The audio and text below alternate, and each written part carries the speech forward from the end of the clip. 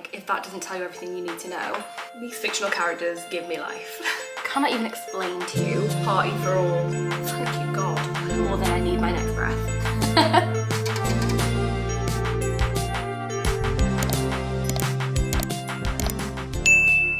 Hello, my book besties. Welcome or welcome back. My name's Sian. We are officially halfway through 2025, so I wanted to run through a list of my favourite books that I've read so far this year. There's been quite a few. I have read 61 books so far. There's a fair few of them that were like 4 stars plus, so let's go through them. First things first though, we have unlocked a new flavour of monster. Guys, why did nobody tell me that Bad Apple was a vibe? I'm obsessed. Crack that right open. Oh, yeah. My glass straw, as always. Oh, hell yeah. I just want to take a second to let you guys know I have just hit 10,000 followers on Instagram, and I want to thank everybody who follows me on there. If you've come over here, hello. Thank you so much. I'm absolutely like speechless. My first 5-star of the year was Quicksilver by Callie Hart. Guys, how is it that my first 5-star of this year has turned into my all-time favourite read ever? I am so obsessed with Quicksilver. I cannot even explain to you how much I love this book. Obviously it's on the God tier list. I'm just absolutely feral for it. I even incorporated it in my hand-drawn Kindle insert. She is Moonlight. It says Little Osha, Fisher and Ceres. Yeah. So this year I said to myself that I was going to dive more into fantasy, which I have been doing, so I was eventually going to get to Quicksilver, but I'm so glad I read it when I did because I'm so obsessed and I just need brimstone like more than I need my next breath. Maybe that's a bit dramatic, but that's how I feel. This book was just everything I wanted it to be and more. The tropes in it, the enemies to lovers, the fantasy element. Kingfisher was just his mouth. I'm not well. I loved it, I loved it, I loved it. I literally just spilled a whole glass of water over my table with all my books here and my MacBook. To say I've just had a heart attack would be a gross understatement. It's fine, it's fine. Only one of my books got a little bit wet on the corner. Thankfully my Mac is okay. It literally spilled right over the top and then ran off the edge. It didn't get in any of the bits. Thank you, God. My prayers have been answered. Anyway, need a little pick-me-up. Ooh, Louie Mama. Zooey Mama. Next up we have Salt Kiss by Sierra Simone. This is book 1 in the Lioness series. I had heard very good things about this series, but I didn't really know what it was about. When I looked up online, it said it's a Tristan and Isolde retelling. I had no idea what Tristan and Isolde was even about. I didn't know who they were. Whatever, I read it. Guys, I went feral for this book. This is an MM romance, but there's also an FMC. It's like a wide shoes party for all, sprinkled with religious stuff. So good. It's like corporate espionage meets the church, assassins and bodyguards. It's like the bodyguard trope. Just go feral for it. Yeah, I devoured this. I gave it 4.5 stars. Wasn't expecting it to be quite as good as it was. So it'll be no surprise that the next book was Honeycut. I gave it 4.25 stars. Honestly, I inhaled both of these books and the novella first wasn't quite as good, but it's important to set the scene, so I feel like I needed to read it, but these two, they were everything. I am gonna devour book 3 when it comes, like you could literally not stop me. I will inhale it. The way this ended was on such a cliffhanger that I need to know. I need to know what happens, like. Oh my god, I need to know, guys. Then we have Wild Side by Elsie Silver. I gave this book 5 stars. I actually got this book as an ARC. It was my first big ARC that I've ever received, so I was absolutely buzzing about that anyway. I've loved both the first books in this series. I gave them both 5 stars. I knew this was going to be good. In my opinion, this is the best in the series, and like, I'm not just saying that because I got the ARC. I genuinely love this story. Elsie Silver is actually one of my favourite authors ever. She can do no wrong in my eyes. Like, I literally don't care what anybody says. She's an angel. This book was just everything I wanted it to be. Like, this series is a spin-off from the Chestnut Spring series and it's so good. It's actually just been announced that this series is being made into a TV show as well, so like, that's the best news ever. Like, it actually is. I cannot wait to see this on screen. Then we have The Book of Azrael by Amber V. Nicole. I'd heard very good things about this. Wasn't expecting to love it as much as I did. It did take me a while to get into, so when I first started it I thought, oh, I've been lied to here. But powered through because I had heard such good things, and I thought I need to just get to it. That, like, the hype can't be for nothing surely, so powered through, and I'm so glad I did. Honestly, one of the best series I've ever read. I gave this 4.25 stars. I literally loved it. Sam, Keel and Diana are actually everything to me. Like, they give me life. These fictional characters give me life. I'm literally so glad that this series isn't done and I get to dive into this world more. Like, then we have The Housemaid by Frida McFadden. I ended up giving this 5 stars. I read this during a 24-hour readathon. I had heard good things and I knew it was going to be good because it's been picked up to be made into a film. So, like, if that doesn't tell you everything you need to know.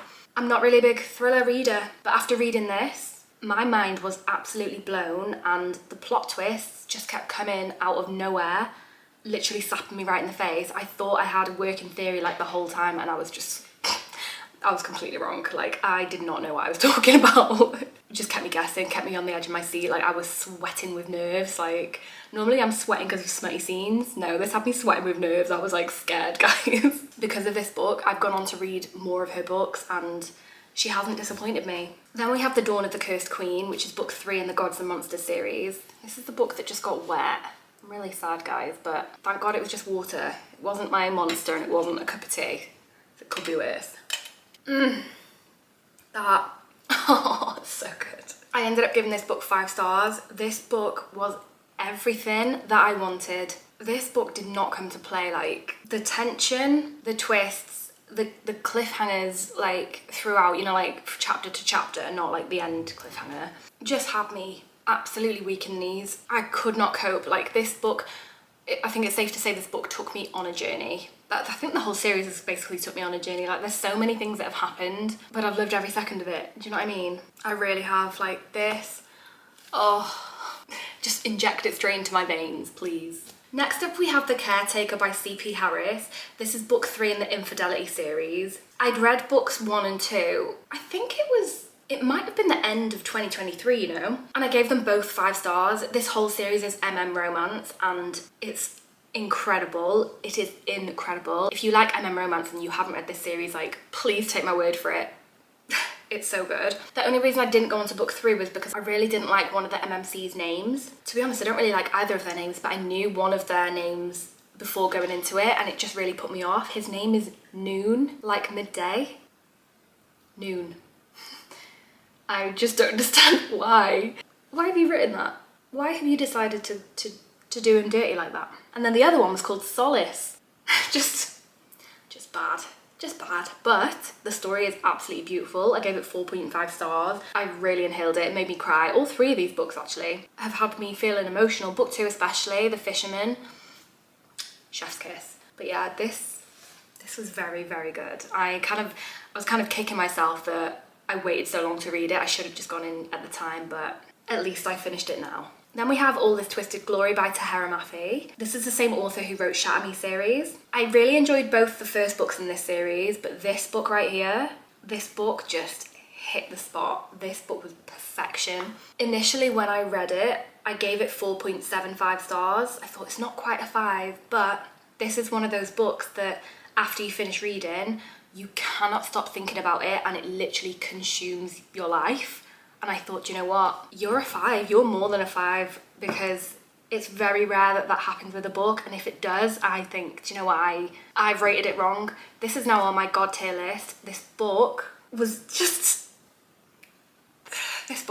fantastic. I just couldn't put this book down. I just loved every single thing about it. It's very hard to articulate what actually happens in this series because this is going to sound very odd, but not a lot of like events happen in the books. So there's not much in the way of plot, but then there is plot. No, let me rephrase that. There's not much in the way of like action, but there's plot. It's like it's more character led than events. Does that even make sense?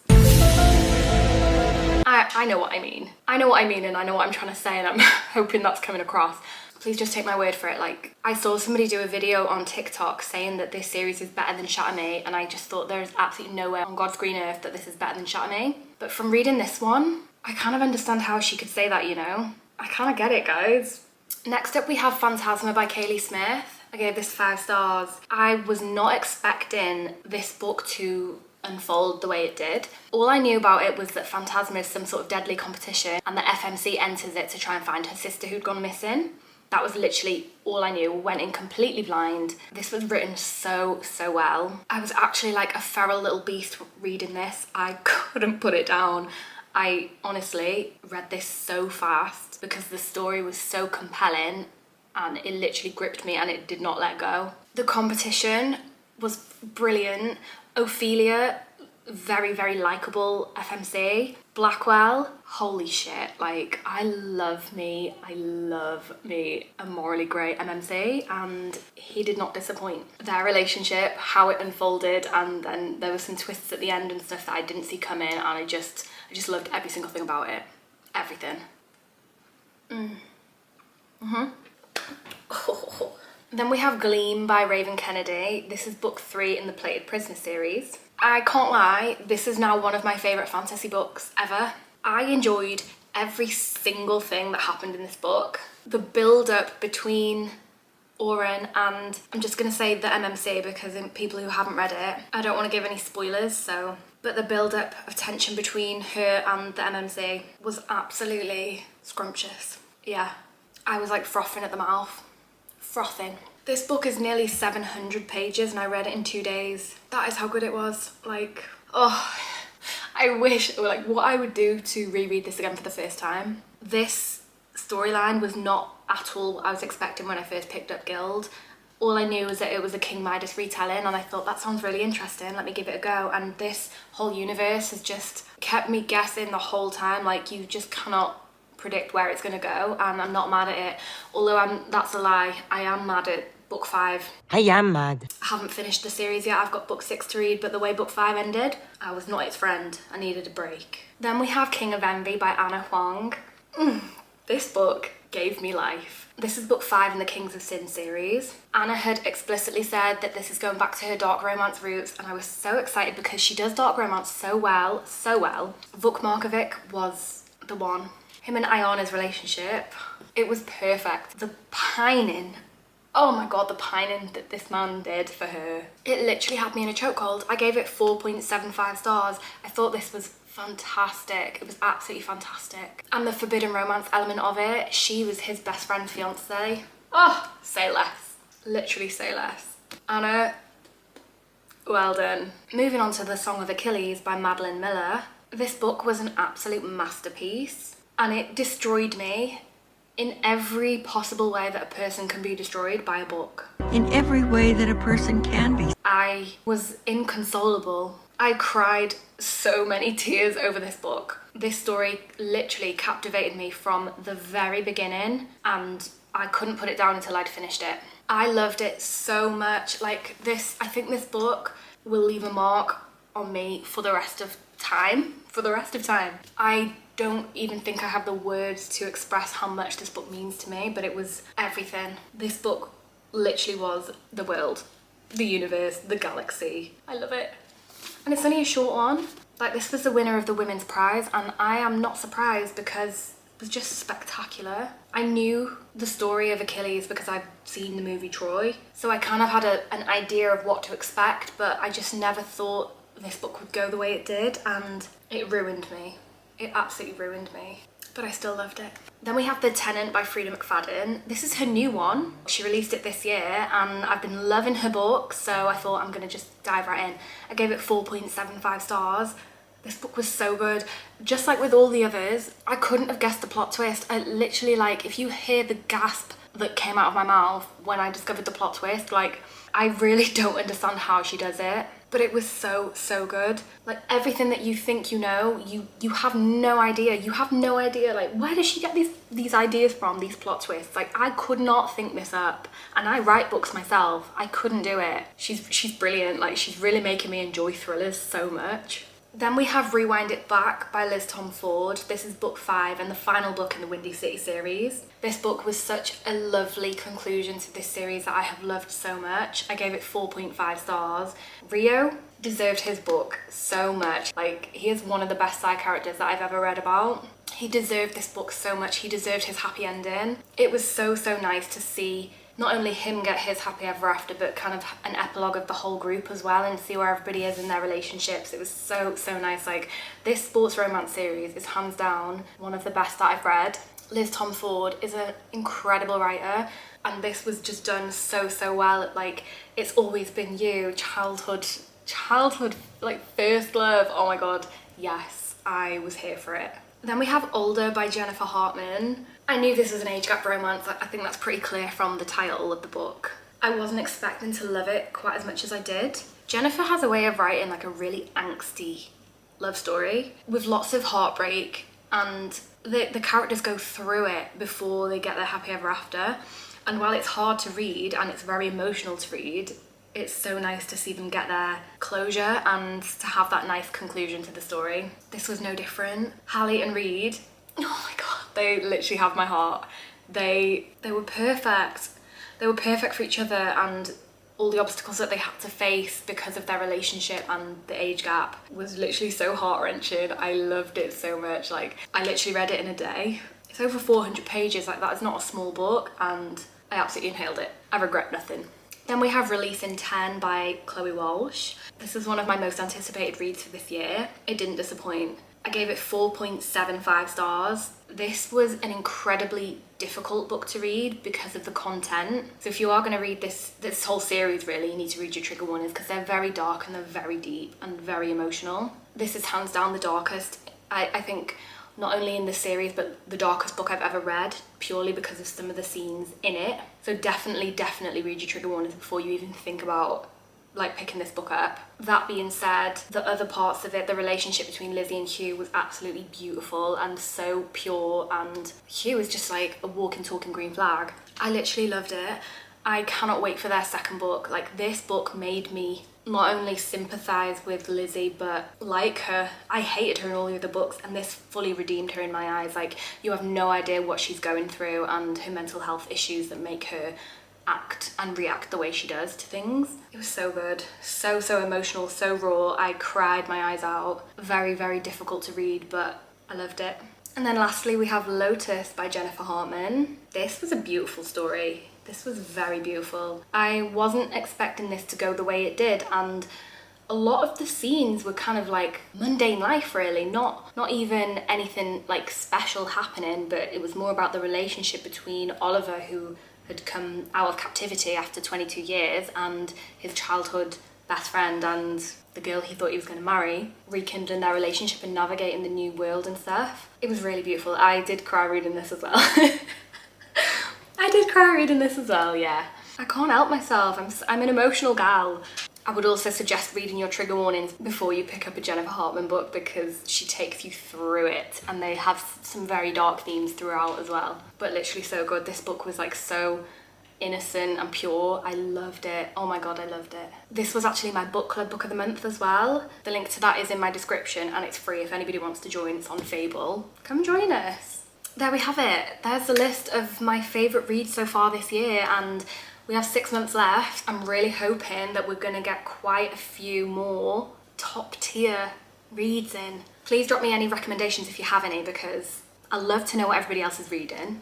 I have just done a video adding some more prompts to my TBR jar, so I'll leave that video right here if you do want to go and have a look. And as always, if you've made it this far, thank you so much for watching.